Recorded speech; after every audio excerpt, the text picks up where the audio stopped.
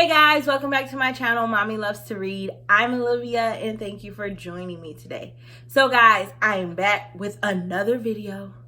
I'm trying to get like all my videos for 2019 done. So if you watch my other video and you're like, you have on the same outfit, I sure do, because my husband is here today and I'm trying to get all these videos recorded while I have someone to entertain the children. So I'm going to talk to you guys today about my top 5 books that I enjoyed and loved in 2019.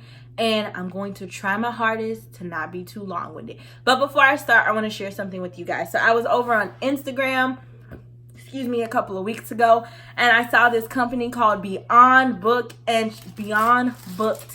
she makes sleeves for like books and things like that. And I loved it so much for a couple of reasons. One, I do read a lot of paperback books and stuff like that, and I hate when I stick them in my purse and they get all bent and funky and they look a hot mess, and then they're messed up. And then 2, it was a Black-owned company, and so I was like, you know what, girl, I gotta get it. And so I got my book sleeve, and I want to share it with you guys.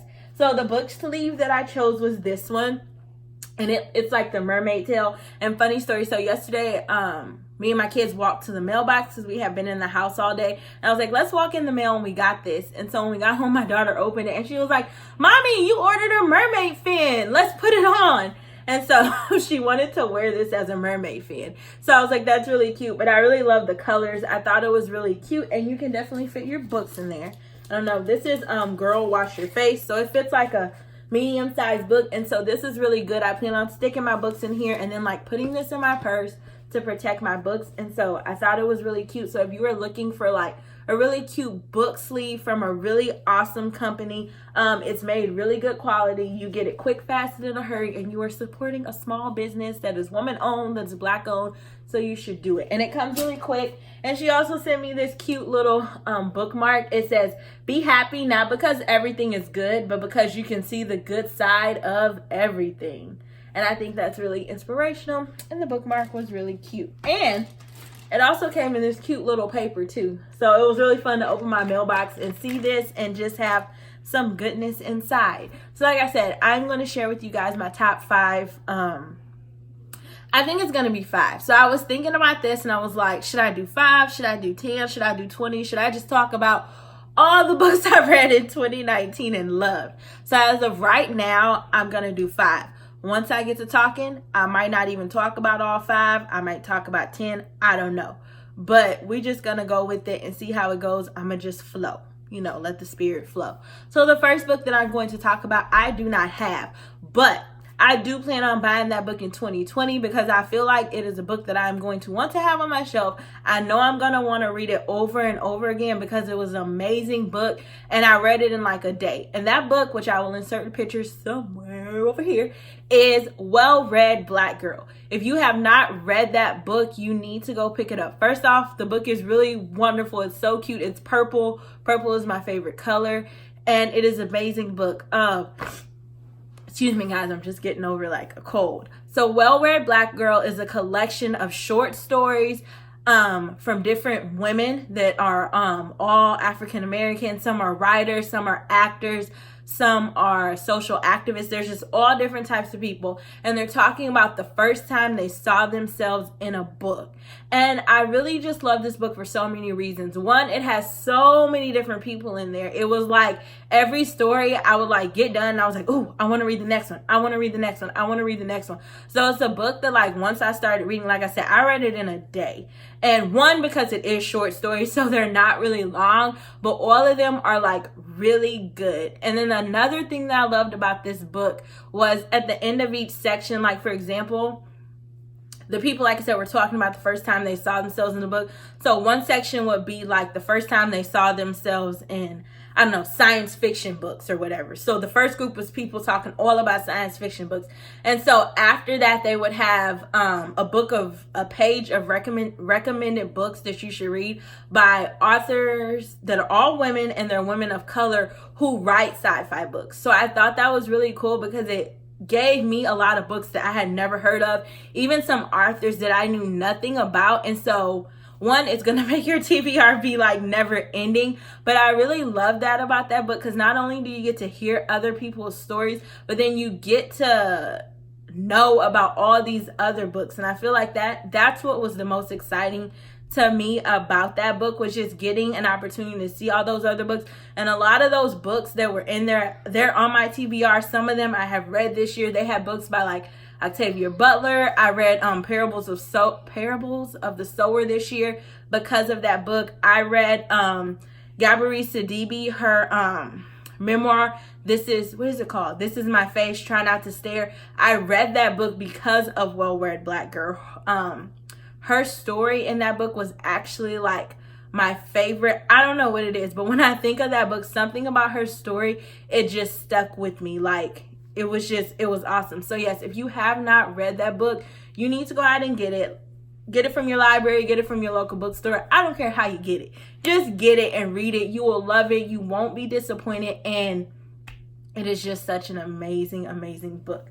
So yes, let me take a drink of water. I feel like I'm gonna be drinking a lot of water in this video because I'm talking a lot and I'm really excited. And you know, when you get really excited, your mouth and stuff gets dry. Well, mine does. So yes, sorry, I have my books in front of me. Let me put them in my lap. The next book that I read this year that was just my favorite was Zenzele. This is Zenzele, and it is by J. Nazapo Maari. I'm probably not saying that right. I'm sorry. But yes, here's the book right here. This book was amazing. First off, I don't even know how I got this book. On Goodreads, they like recommended. Was it Goodreads? Maybe it was Goodreads. Maybe I just heard the title of this book. I really don't know. But some kind of way I heard about this book. Excuse me. I got on Thrift Books. They had it. I bought it. And guys, I am so glad I did. This book was one of those books also that I read in like 2 days. I started it on a Sunday, and I want to say maybe even a day. I started it Sunday, and I want to say I finished it like Sunday night or either Monday like afternoonish. This book was really good. In this book, this is a book of a mother.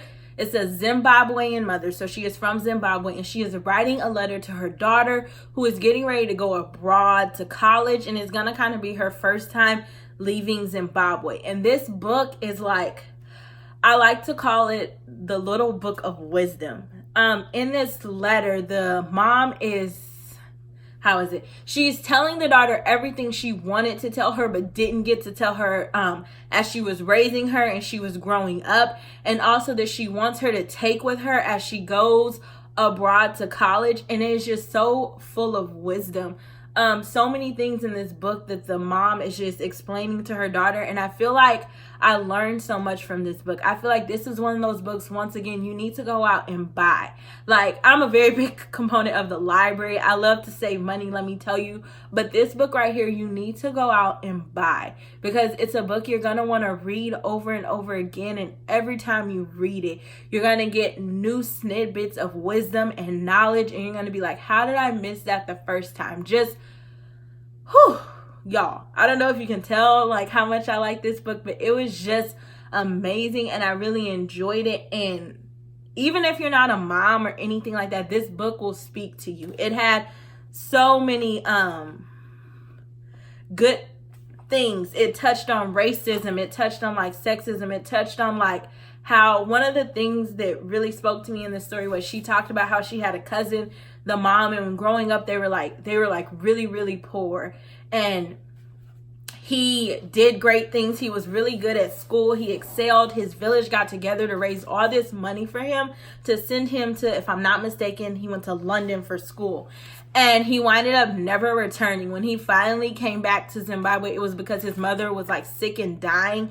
And instead of like going there and like appreciating like all that everyone had did for him, he winded up resenting them. So he kind of like shunned everything about him. He actually winded up marrying someone who was from London. She winded up being white, and like he didn't tell her anything about his life. He refused to speak like his native language. He became like, I guess, someone who was from London pretty much. He like became this new person.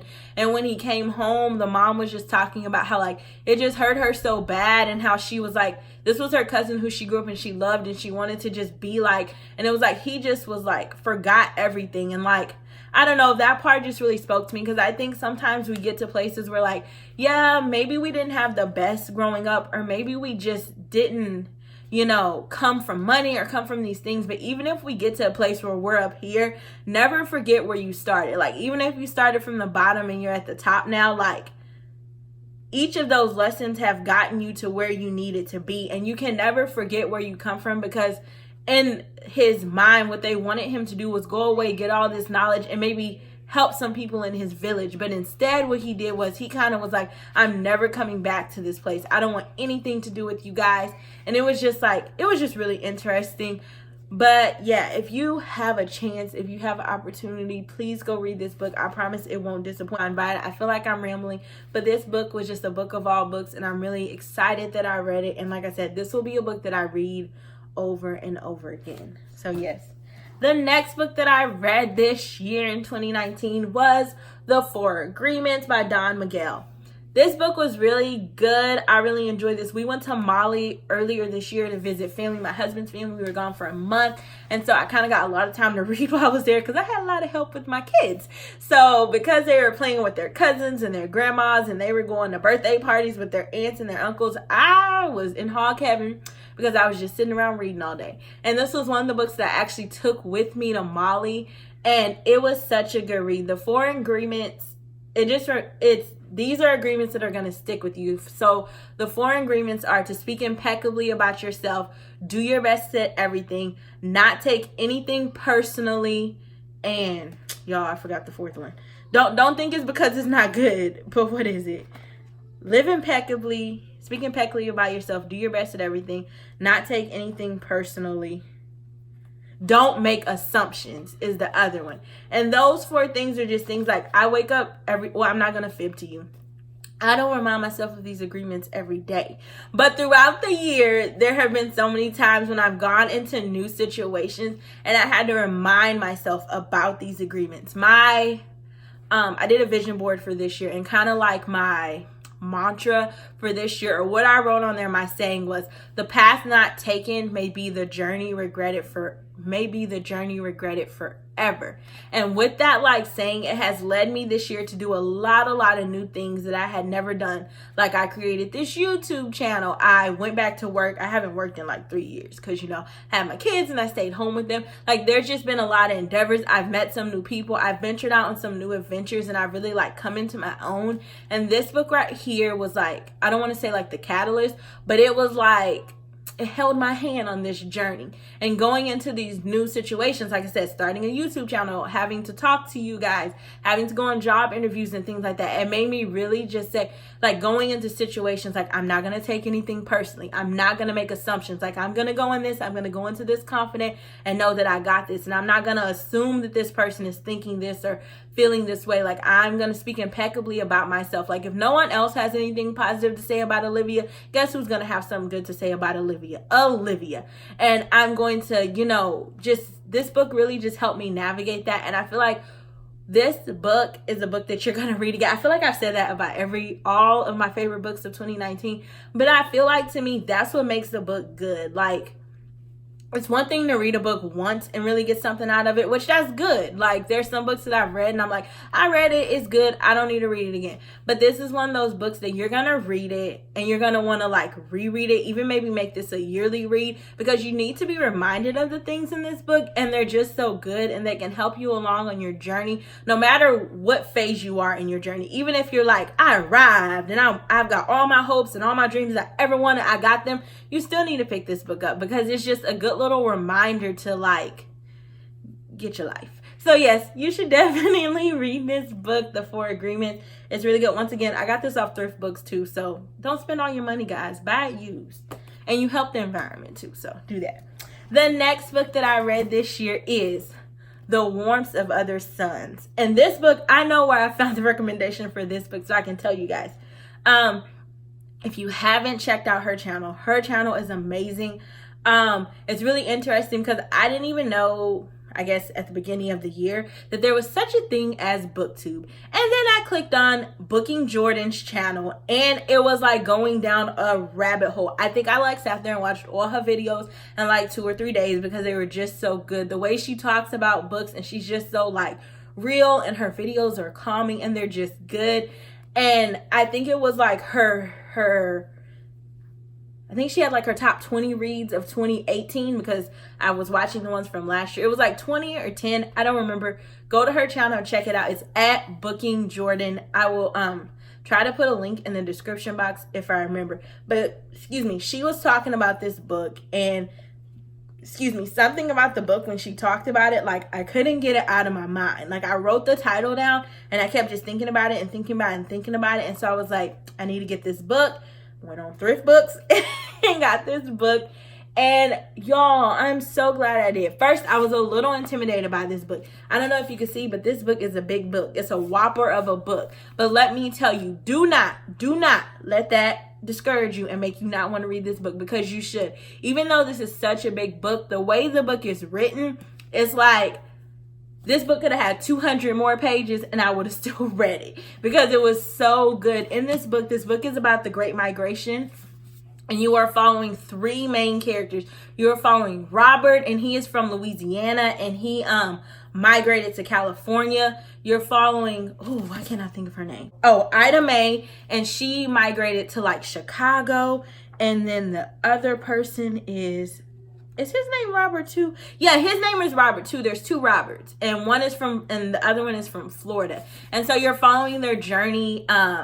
It starts when they're kids all the way up to the time they migrated, and then how their life was. And what I really love about this book is I feel like this was like an educational book. I feel like this is a book that I thought I knew stuff about the Great Migration, and let me tell you, I knew jack diddly squat. This book taught me so much, and it was just such a gem, and it like really went in depth and showed you how like the Great Migration changed like the, what is it called? Not the landscape of the United States, but changed like the makeup of the United States, from everyone like moving from this place to this place. And it really showed like why they left, the things that kind of led them to leave, and how so much of their lives changed. And I like too how like each of the three people, they all had different reasons for leaving. Robert, who was from Louisiana, he had always wanted to leave Louisiana because he felt like he was just too much for Louisiana. It wasn't the place for him, and he was not going to be able to prosper. He always had dreams of going to California. So that was like very interesting, from like the time he was a little child until the time he left. That's what he always wanted. Versus the other two people who were in the book, Ida Mae, she kind of never wanted to leave her home. For some reason, I can't remember where she was from. Not Robert, it was George. I just saw it. So George was from Florida.